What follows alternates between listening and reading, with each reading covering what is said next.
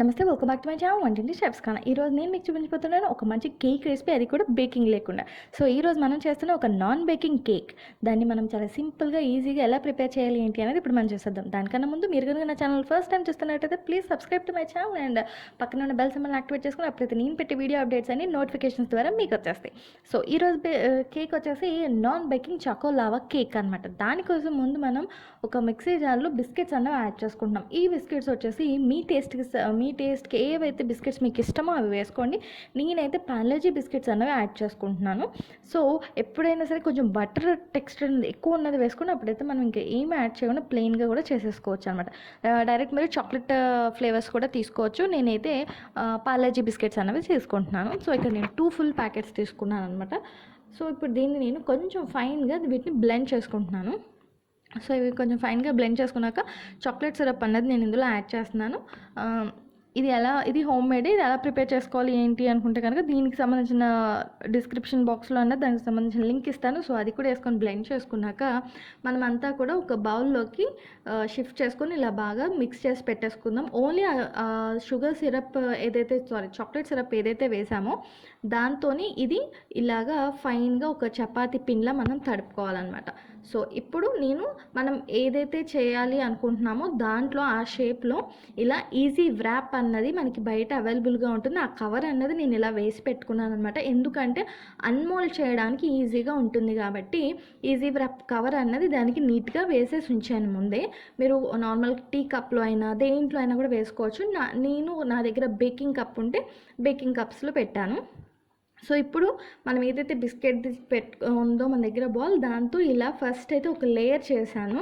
ఇప్పుడు దీంట్లో స్టఫింగ్ లాగా మనం ఏదైతే చాక్లెట్ సిరప్ ఉందో ఆ సిరప్ అన్నది నేను ఇక్కడ పోసుకున్నాను అనమాట. ఇప్పుడు దీనిపైన టాప్ అన్నది అరేంజ్ చేసుకోవాలి. సో నా దగ్గర ఇంకొంచెం బిస్కెట్ది ఉంది. సో దాంతో నేను ఇది అన్నది కవర్ చేస్తున్నాను. ఇప్పుడు టాప్ లేయర్ కవర్ చేసుకుంటున్నాను. సో ఫైన్గా దీన్ని మొత్తం దానికి అతుక్కునేలాగా చేసుకోవాలి మనం. సో లోపల మనం చాక్లెట్ సిరప్ ఏదైతే పోసుకున్నామో అది కొంచెం తక్కువ తీసుకోండి.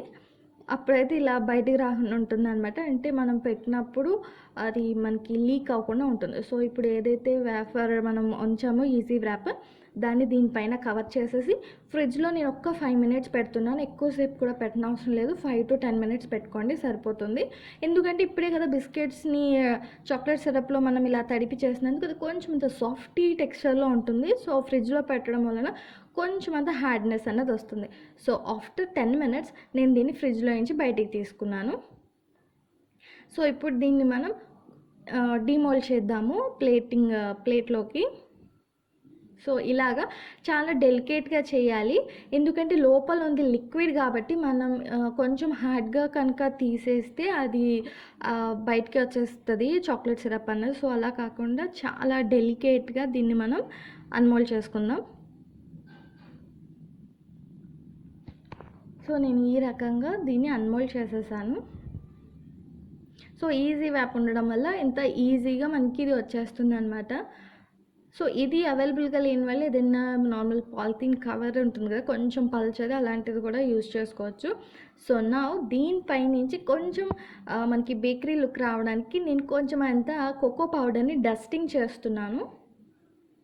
సో మన లావా కేక్ అనేది రెడీ అయిపోయింది. అది ఎలా ఉంటుందో ఇప్పుడు నేను మీకు చూపిస్తాను.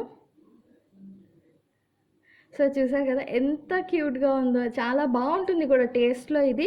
అండ్ ఇప్పుడు ఈ పిల్లలకి ఇలా పెడితే కూడా చాలా ఎగ్జైటింగ్గా ఫీల్ అవుతారు. నిజంగా ఇదైతే చిల్డ్రన్స్ స్పెషల్ రెసిపీ అనమాట. యాక్చువల్లీ వాళ్ళకి ఇలాంటి చిన్న చిన్న రెసిపీస్ నేర్పిస్తూ ఉంటే వాళ్ళకి స్కూల్ కాంపిటీషన్స్లో అలా కూడా ఇది చాలా బాగా ఉపయోగపడుతుంది. అంటే మనకి జనరల్ స్కూల్స్లో నో ఫైర్ కుకింగ్ కాంపిటీషన్స్ పెడతారు కదా, అలాంటి దానికి ఇది పర్ఫెక్ట్గా యాప్ట్ అయిపోతుంది అనమాట. అండ్ ఇది వచ్చేసి నేను ఎప్పుడో ఒక 5-6 ఇయర్స్ బ్యాక్ నేర్చుకున్న రెసిపీ. సో ఈరోజు అది నేను మీకు ప్రజెంట్ చేసి చూపించేసాను. సో మా వీడియోస్ కన్నా మీకు నచ్చినట్టయితే please subscribe to our channel and please follow the Instagram name of వంటింటి షెఫ్స్ కానా. That's all for today. Signing off by వంటింటి షెఫ్స్ కానా.